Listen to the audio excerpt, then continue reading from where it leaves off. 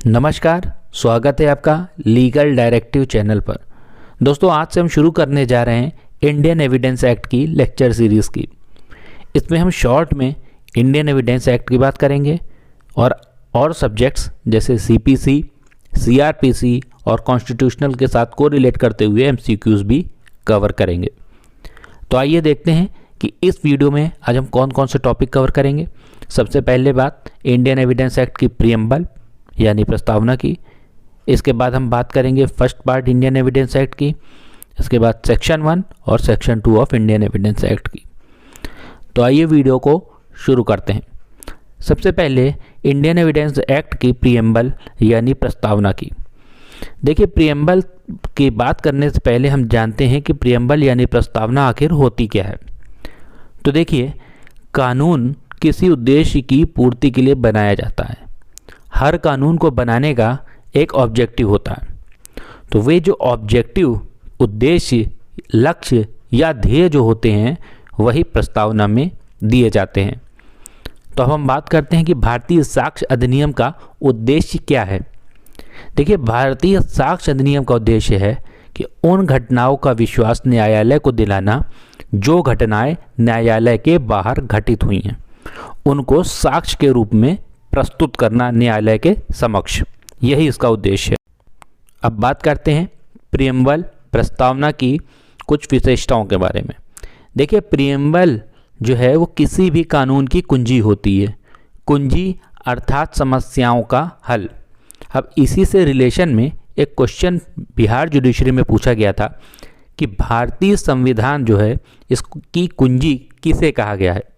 तो यदि आपको इसका उत्तर पता हो तो कमेंट बॉक्स में कमेंट करके ज़रूर बताइएगा। अब बात करते हैं प्रीएम्बल की। तो एविडेंस एक्ट की प्रीएम्बल है to consolidate, define and amend the law of evidence, मतलब समेकन, परिभाषित और संशोधित करना लॉ ऑफ एविडेंस को। जैसा कि अभी हमने देखा कि इंडियन एविडेंस एक्ट की प्रीएम्बल यानी प्रस्तावना अथवा उद्देश्य का है सबसे पहले टू कंसोलिडेट यानी समेकन करना। उसके बाद दूसरे नंबर पर आता है डिफाइन यानी परिभाषित करना, और तीसरे नंबर पर आता है संशोधन यानी अमेंडमेंट। आपको ये सीक्वेंस याद रखना है, ये सीक्वेंस अक्सर पूछा जाता है।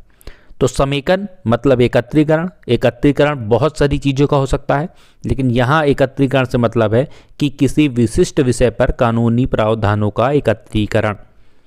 अब इसी से कोरिलेशन में क्वेश्चन आप आंसर इसका दीजिएगा कि टीपीए में कहाँ एकत्रीकरण को बताया गया है, सीआरपीसी में आरोपों को एकत्रीकरण का कहाँ पर सिद्धांत दिया गया है, और सीपीसी में वादी या प्रतिवादियों को एकत्रीकरण को कहाँ पर बताया गया है। इसका आंसर आप कमेंट बॉक्स में बताइएगा। अब बात करते हैं परिभाषित यानी डिफाइन की। तो इसे इंडियन एविडेंस एक्ट के सेक्शन 3 में बताया गया है। और रही बात संशोधन की, तो समय समय पर इसका संशोधन होता रहा है। अब बात करते हैं भारतीय साक्ष्य अधिनियम 1872 की कि ये एक्ट नंबर 1872 है। ये पहला एक्ट है 1872 में जिसको एसेंट मिली गवर्नर जनरल की। अभी प्रेसिडेंट से मिलती है, आज़ादी के पहले गवर्नर जनरल की प्रेसिडेंट इसको मिलती थी। इसको जो एसेंट मिली थी ये 15 मार्च 1872 को मिली थी। अब एक केस को आपको याद रखना है, हरला वर्सेस राजस्थान राज्य का। इस वाद में ये कहा गया कि कानून को बिना प्रकाशित किए हुए आप लागू नहीं कर सकते, वो अवैध माना जाएगा।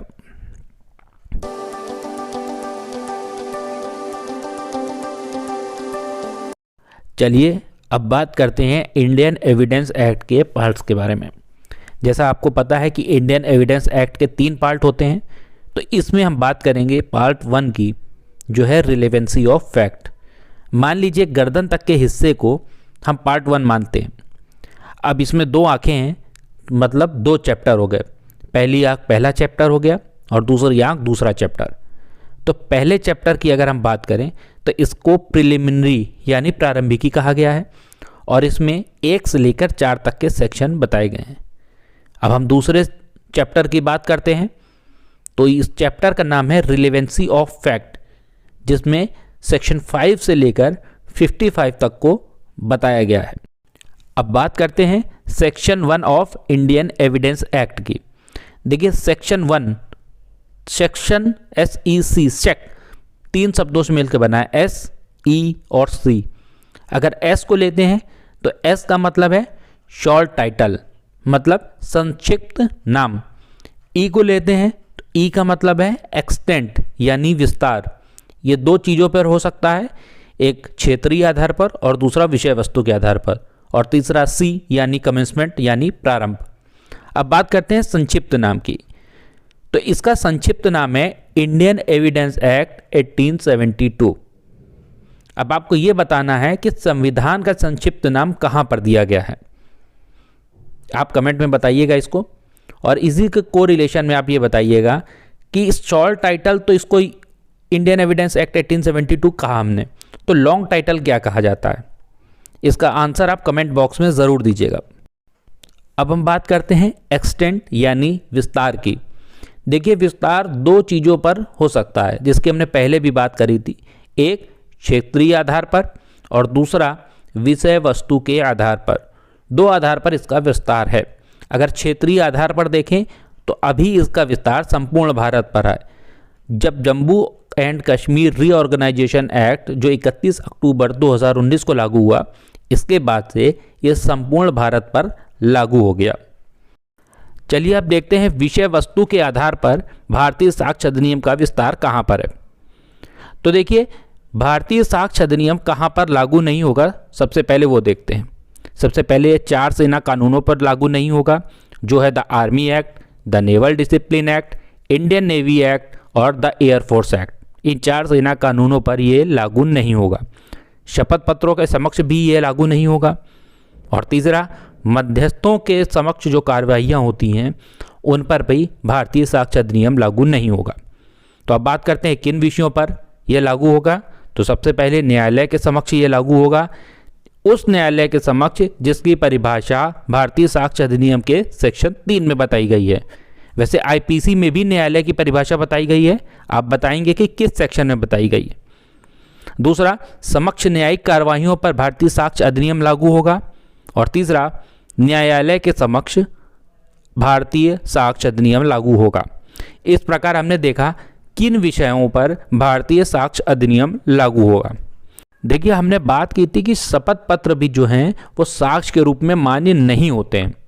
लेकिन आप एक केस याद रखिएगा, सुधा देवी वर्सेस MP नारायण 1988।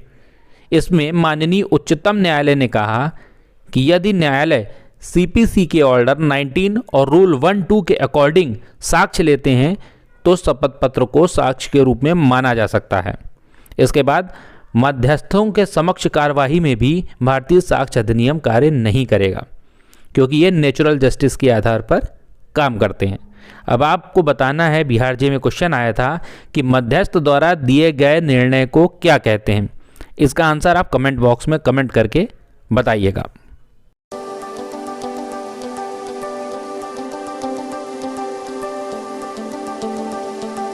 टाइटल और एक्सटेंट के बाद अब बात करते हैं कमेंसमेंट यानी प्रारंभ की। तो भारतीय साक्ष्य अधिनियम 1 सितंबर 1872 से फोर्स में आया, यानी 1 सितंबर 1872 के दिन से प्रवृत्त हुआ। अब चलिए एक क्वेश्चन और देखते हैं कि क्या न्यायालय की अवमानना मतलब कंटेम्प्ट ऑफ कोर्ट में साक्ष्य अधिनियम लागू होता है? तो इसका आंसर है नहीं, क्योंकि ये क्वेसी जुडिशियल प्रोसीडिंग्स होती हैं, इनमें साक्ष्य अधिनियम लागू नहीं होता। अब बात करते हैं सेक्शन 2 की। तो सेक्शन 2 है वो रिपील कर दिया गया बाय रिपीलिंग एक्ट 1938 के द्वारा। तो सेक्शन 2 को हटा दिया गया। इस तरीके से हम लोगों ने सेक्शन 1, सेक्शन 2 और प्रीएम्बल को इसमें कवर किया। तो जितने भी क्वेश्चन MCQs के पूछे हैं आप उनका कमेंट में आंसर दे सकते हैं। बाद में मैं उनके आंसर जो है आपको पिन करके उसमें कमेंट में बता दूंगा। तो चलिए ऐसे लॉ रिलेटेड वीडियोस देखने के लिए बने रहे हमारे साथ। तब तक के लिए धन्यवाद।